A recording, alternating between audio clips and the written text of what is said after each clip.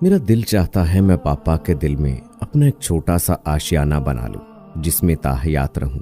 पापा को देखकर मुझे दुनिया जहान का सुकून मिलता है, लेकिन मैं पापा को बहुत तंग करती हूँ।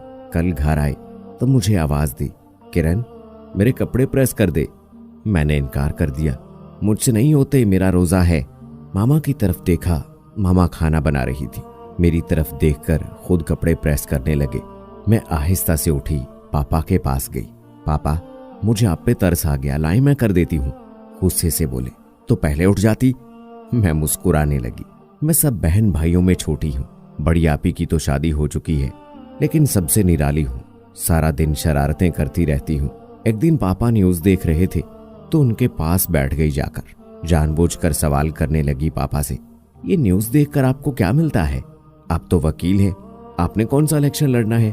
पापा मेरी तरफ गुस्से से देखने लगते, फिर गुस्से से अम्मी को आवाज देते हैं, पागल को ले जाओ यहां से। मैंने मुंह सा बना लिया, अच्छा मैं पागल हूं पापा? इतना कहकर मैं कमरे में चली गई। नाराज हो गई। डिनर का वक्त था। मामा ने आवाज दी, खाना खा लो। मैंने इनकार कर दिया। पापा सब सुन रहे थे। यूं लग रहा था जैसे वो टीवी देख रहे हैं। मामा ने फिर आवाज दी, किरण खाना खा लो।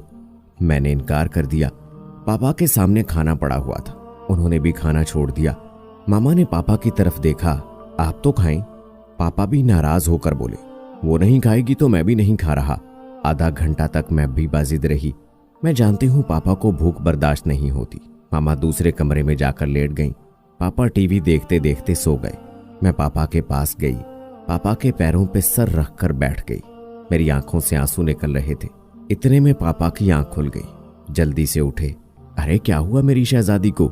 मैं ऊंची ऊंची आवाज में रोने लगी। पापा जानते हैं मैं इनके बिना एक पल भी नहीं रह सकती। मुस्कुराने लगे, खुद नाराज होती हो फिर रोने भी लगती हो। अब नहीं कहना पागल तुमको। मैंने एक निवाला अपने हाथ से पापा को खिलाया। पापा भी शरारत करते हैं, रहने देती? मैं मर जाता ना खाने के बिना। मेरी आंखों से आंसू बह रहे थे। पापा कहकहा लगाकर हंसने लगे, किरण वैसे हो पागल ही तुम, मेरी बेटी नहीं पागल हो। फिर डांटने भी लगे, मैंने फ्रिज में कितना फ्रूट लाकर रखा हुआ है, खाती क्यों नहीं हो? मैं खामोश थी। पापा के साथ बैठी खाना खा रही थी। जानते हो फारिस भाई, मेरे पापा मेरी पसंद नापसंद सबको जानते हैं। वो जानते हैं मुझे बैंगन नहीं पसंद, लेकिन पापा को बहुत पसंद है। मामा कभी कभी बना लेती हैं। जिस दिन मेरी पसंद की चीज ना बनी हो, पापा चुपके से मेरे लिए कुछ न कुछ बाजार से ले आते हैं। मामा पापा से झगड़ती रहती हैं, लेकिन पापा हल्का हल्का मुस्कुराते रहते हैं और मुझे कहते हैं, छोड़ मामा को, तुम आराम से खाओ पिज्जा। पापा एक बार दूसरे शहर किसी काम के लिए चले गए। मैंने पापा को 2 दिन नहीं देखा। मुझे बहुत बुखार हो गया। पापा के बिना घर एक कैद खाना लग रहा था। मैंने पापा को 1000 कॉल की, पापा कब आना है? पापा तसल्ली देते, बस आ रहा हूँ। 5 दिन गुजर गए। पापा किसी काम से गए हुए थे। मुझे बहुत तेज बुखार हो गया। मुझसे कुछ खाया भी नहीं जाता था। डॉक्टर के पास मामू ले गए, लेकिन मुझे पापा के सीने पे सर रखना था। मुझे दवा की जरूरत नहीं थी। 5 दिन बाद पापा घर आए। पापा दरवाजे से दाखिल हुए। मैं नंगे पांव पापा के सीने से लग गई जाकर।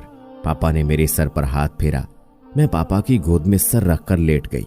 पता फारिस भाई, पापा की गोद में सर रखना था। शाम तक मेरा बुखार उतर गया। मैं बिल्कुल ठीक हो गई। मैं अक्सर क्या करती हूँ, जब कभी पापा को दबा रही हूँ तो पापा सो जाते हैं। मैं चुपके से पापा के पैरों को चूम लेती हूँ। मेरा मुंह मीठा हो जाता है। पापा अब ना बूढ़े हो चुके हैं। कल ना क्या हुआ, मामा किचन में चिकन फ्राई कर रही थी। मैं किचन में गई, सोचा मामा की कुछ मदद करवा दूं, लेकिन मुझे अजीब सा कुछ महसूस हुआ। मुझे वॉमिटिंग सी महसूस होने लगी, सर चकराने लगा, शायद चिकन की खुशबू से। मामा ने कहा, जाओ कमरे में लेट जाओ जाकर। मैं कमरे में आई, कै आ रही थी।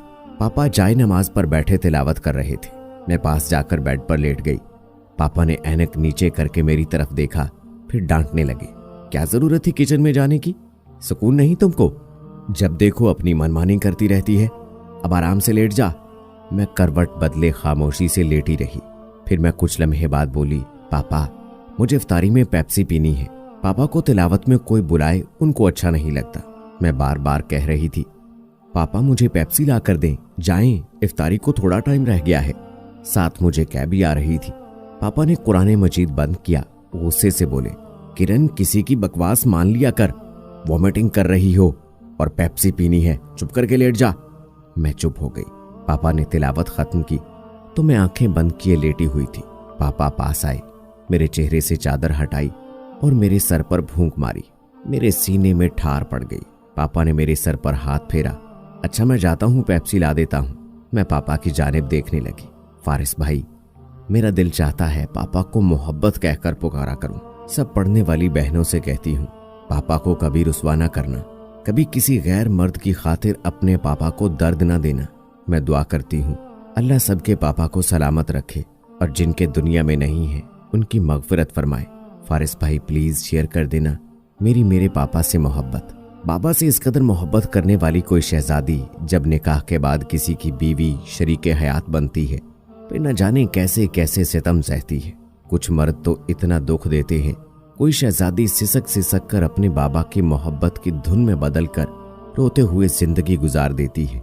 और कुछ शहजादियां भूल जाती हैं बाबा की मोहब्बत को और खुद को आज़ाद ख्याल समझती हैं और फिर ऐसा कदम उठाती हैं, बेपनाह मोहब्बत करने वाले बाबा को माशा गालियां देने लगता है। वक्त बहुत नाजुक है, हर कोई दरिंदा बना हुआ है, हर कोई बेरहम है, हर एक खून का प्यासा है। बस इतना ही कहूंगा, किसी को रुसवा ना करना, चाहे बाबा हूं या कोई पाक रिश्ता।